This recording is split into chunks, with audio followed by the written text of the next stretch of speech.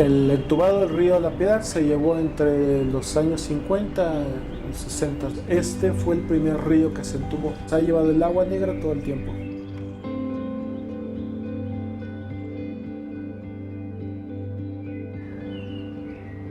Soy Alejandro Federico Alba Martínez.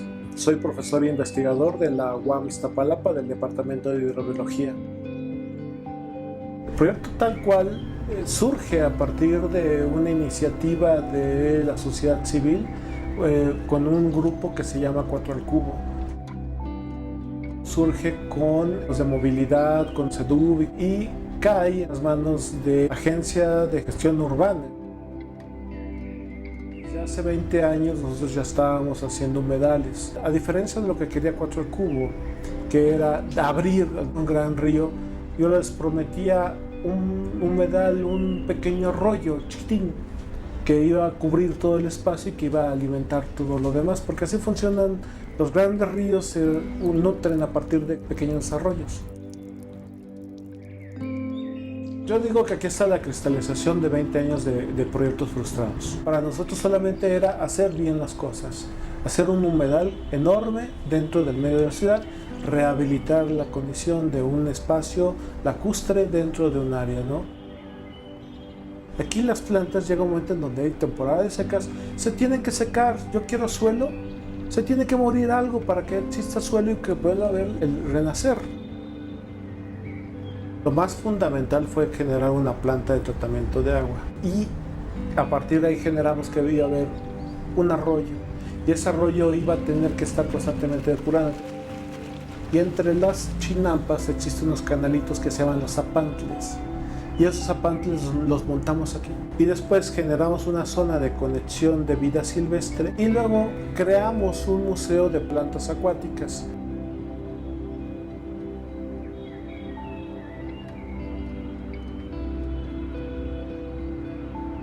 Montamos varias estrategias para que existieran las chinampas. Se importaron tierras de Xochimilco y ahí tiene todo para hacer una zona chinampera. Montamos un escenario como si fueran balnearios. Uno en teoría puede, cuando acaba el recorrido, quitarse los zapatos y disfrutar el agua. Y tenemos algo que se llama Phragmites australis, son increíblemente eficientes para depurar el agua, porque tienen mucha raíz. Entonces, todas las raíces hacen el proceso depurador.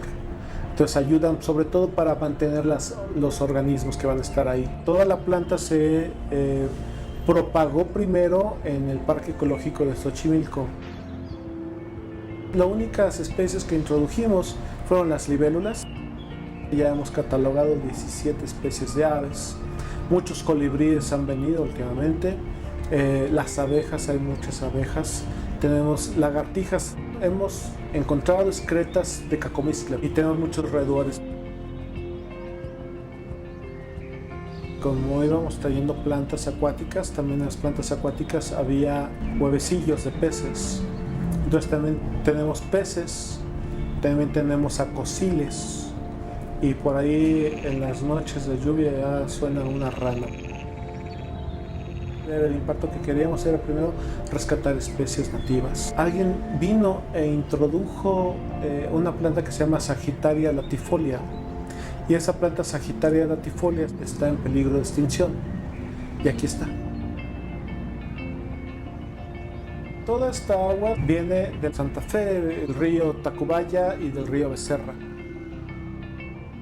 Hicimos toda una mesa, una base para poder tener toda la planta de tratamiento de agua encima del viaducto. Esos desarenadores, que cada uno tiene 15 metros cúbicos de agua, permiten que el agua se decante. Tenemos un sistema de aclaramiento del agua, un clarificador. Todo esto está cubierto de lirio para evitar los malos olores. Después de ahí ya tomamos el agua con una bomba de medio caballo, lo mandamos a un sistema de biodigestores que son de 3 metros cúbicos. El proyecto está diseñado para tratar 30 metros cúbicos de agua diariamente. La cantidad de toneladas son como 60 o 80 toneladas que se capturan de carbono cada año aquí.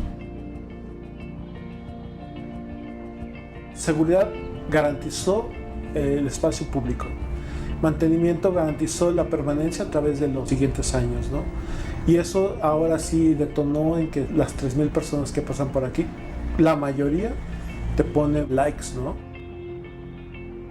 Nuestra visión es atender una cuestión sustentable, ambiental, amigable.